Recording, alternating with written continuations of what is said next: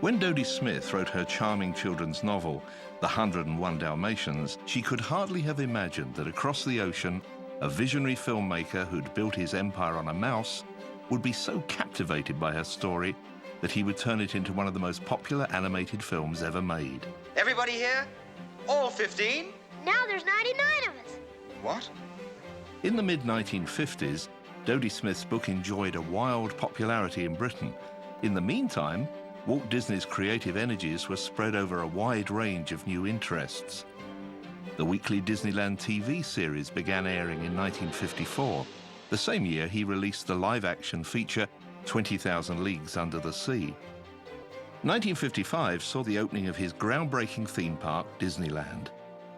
When the 101 Dalmatians was brought to his attention in 1957, he immediately saw its potential, and after lengthy negotiations, Disney purchased the rights. Through the following years, despite Walt's increasing preoccupation with his theme parks, television programs, and live-action features, he found the time to carry on a warm correspondence with Dodie Smith that lasted beyond the production of the film. December 19th, 1957. Dear Dodie Smith, I know you will be happy when I tell you that your story is going into immediate production. In February, my animation staff will complete our most ambitious cartoon feature to date, The Story of Sleeping Beauty. So, just as soon as we can get the Dalmatian story in shape, the animators will start making the drawings come to life. Dear Mr. Disney, Mr. Cyril James thinks you might like to have an autographed copy of the 101 Dalmatians, so I am sending him one for you with great pleasure. And I want to tell you how very proud and happy I am that you're going to make a film of my book. To be quite honest, I always hoped you might, so much so that when I was writing it, I often found myself visualizing the scenes as they would be in cartoon. You can imagine how I'm longing to see the finished film. I really don't know how to wait the 5 years I'm told it may take. I can only hope that the work will go so smoothly that it may be done in record time. Yours sincerely, Dodie Smith. Dear Dodie Smith, thank you for sending me a copy of the 101 Dalmatians, and I am happy that you took the time to autograph it. It is entirely possible, and I am hoping, that we will have it ready for release about Christmas time 1960. I know that seems like a long time to be in production, but it takes an endless amount of time to develop a character, put a personality into him, and make him come alive. To do this, only a few artists can work on one character. The work and the thinking must be closely unified to round out and perfect a personality, and then inject it into a drawing. If we can finish up the Dalmatians by 1960, we'll feel pretty lucky. As promised, Walt immediately set master storyman Bill Peet to work, transforming Dodie's novel into a more suitable screen narrative, while the studio's team of artists began to design the look of the film. Unlike previous Disney films, which relied on meticulous detail and realistic precision, Dalmatians developed a more stylized look, a contemporary feel for a contemporary story, a dramatic departure from previous Disney animated features. As work progressed on Dalmatians, Disney himself was immersed in the details of the ever-expanding attractions at Disneyland, the live-action feature The Shaggy Dog, and a series of animated and documentary shorts. But the studio's latest animated feature was never far from his attention. November 25th, 1959. Dear Dodie Smith, under separate cover, I am sending you a couple of sketches from Dalmatians. One is our interpretation of Pongo and Perdita, and the other is of Cruella. While Bill Peet's exquisite character design suitably impressed Dodie, she was less convinced by certain changes Peet made to her story, dropping one character in favor of another and swapping names. 7th of December, 1959. Dear Walt Disney, Cruella is magnificent. Much more exciting than the illustrations in the book. Pongo and Mrs. have great personality. Sorry, I mean Pongo and Perdita. I still feel heartbroken about that change of name. I quite see you had to cut Perdita, but Mrs. is known as Mrs. to many thousands of children in various countries. And judging by the letters I get about her, is as popular as Pongo. I do hope you will have seen the excellent photographs taken by Eric Gray, who was employed to supply suitable backgrounds of London, Essex, and Suffolk.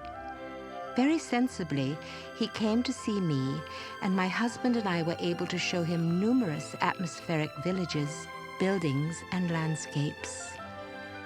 About a year from now, we hope to have it ready for release and in the theaters.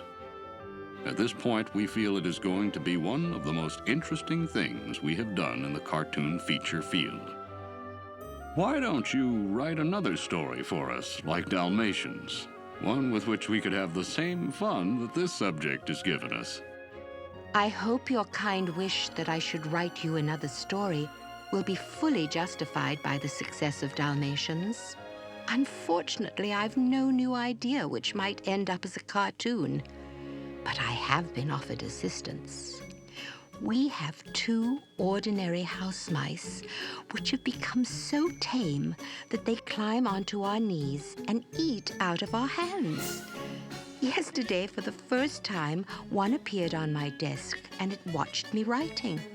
It wandered round and ended by backing into an open fountain pen, then departed with an ink stain on its behind. It obviously wants to take me on as a collaborator. As 1959 drew to a close, 1960 was shaping up to be an equally productive year for Disney and his studio. They had recently released The Shaggy Dog, Darby O'Gill and the Little People, and were wrapping production on the epic adventure The Swiss Family Robinson. In the upcoming months, the studio would release the swashbuckling adventure Kidnapped and the endearing Pollyanna starring a young Hayley Mills. Through it all, work continued on Dalmatians, and by Christmas time, as Walt had predicted, the film was finished. Dalmatians completed and has met enthusiastic audience approval. I feel we have a very successful picture. As soon as print is available in London, they will contact you so you can either attend a press showing or a private screening. Thanks for cable, which made us all the more eager for complete picture, looking forward to private viewing or press show. In January of 1961, after years of anxious waiting, Dodie Smith finally saw her story make the leap from the page to the screen. One can only imagine the anticipation she felt, sitting in the theatre waiting for the lights to dim and her story to play out in thousands of hand-drawn pictures. After the viewing, her response to Walt Disney was swift. 2nd of February 1961. Dear Walt Disney, this is to tell you how very, very much my husband and I enjoyed 101 Dalmatians at the private viewing Cyril James so kindly arranged for us. I thought the animation brilliant, the color beautiful, and the many backgrounds almost beyond praise.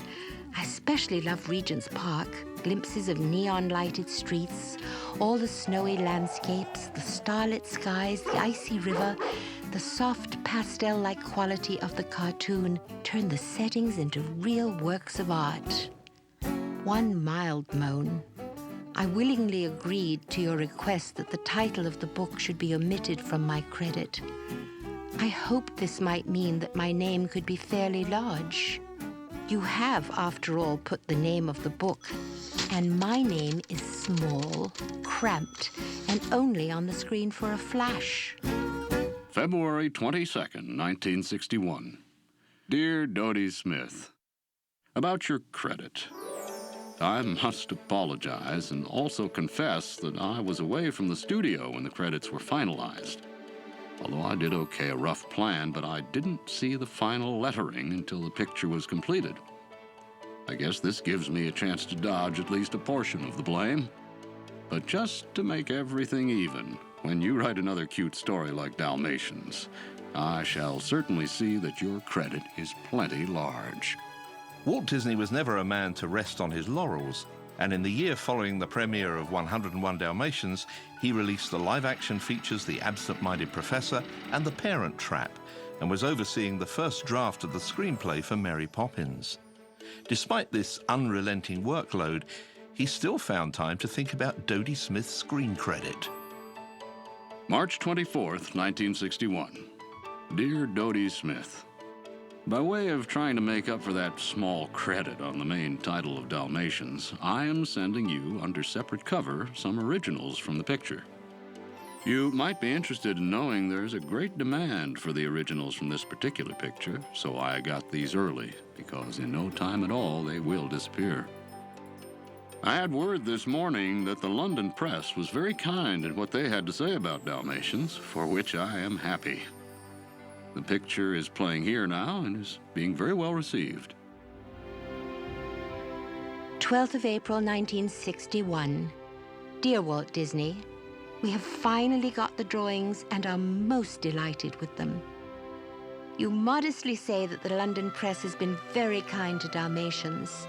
Judging by my press clippings, the reviews have been wildly enthusiastic. I'm as proud as if I'd written the movie script as well as the book, and blackly furious if I sniff out anything short of 100% praise. We saw the picture on its opening night in London and liked it even better than ever. It was a great joy to me to hear a packed house laughing almost continuously. One way and another, you have a 99% pleased author. I'll tell you about the odd 1% next time we meet, if I can still remember what it was. Yours sincerely, Dodie Smith. Through the following years, Walt and Dodie continued their correspondence and their friendship, but their fond hopes of another film together never materialized. And 101 Dalmatians remains their one and only collaboration. Dear Dodie Smith, I was very happy to receive your reactions to 101 Dalmatians and to know that you enjoyed it so much. In fact, your letter will be a treasured memento in my files, because authors have not always written me such nice things about their stories. Sincerely yours, Walt Disney.